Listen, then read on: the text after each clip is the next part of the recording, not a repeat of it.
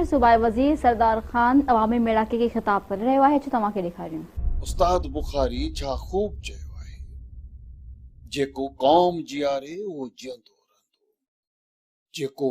आम जियारे उहो जियंदो रहंदो मूंखे तारीख़ ऐं तक़दीर ॾिनी पक्का जेको सिंध संवारे उहो जियंदो रहंदो मुंहिंजा भाउरो ऐं आऊं अवां मां आहियां आऊं आम ऐं पोरियत उजारींदड़ आहियां मूंखे टांडाणो सम्झो जंहिंजी टिम टिम रोशनी जी अलामत मिनिस्टर हूंदे मूंखे तव्हां मज़ूर सम्झो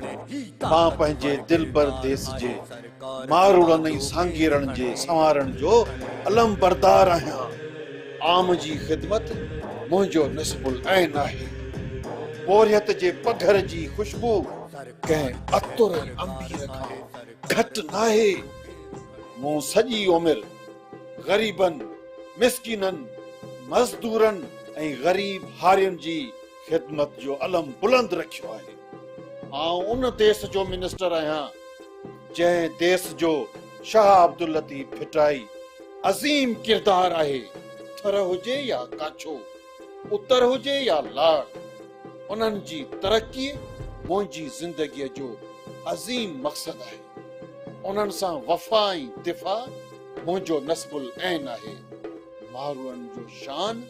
मुंहिंजो शान आहे मूंखे कसम आहे अजरक जी फुलड़ियुनि जो सिंध ऐं उन जी तरक़ीअ जे लाइ आउं पंहिंजो सिर बि क़ुर्बान करे छॾींदुसि आउं काछे जे थर सां गॾु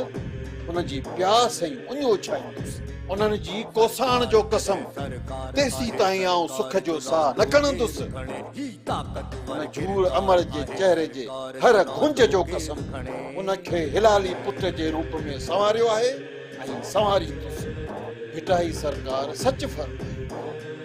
जो वड़ जुड़े जिनसी सो वड़ सही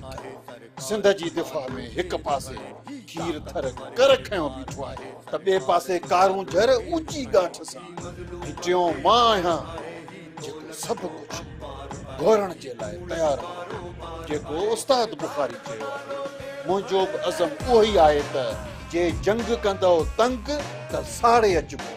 ईंदो जे बयान त लताड़े अचिबो ओ मंज़िल मक़सूद ही वाइदो आहे आदो जे आयो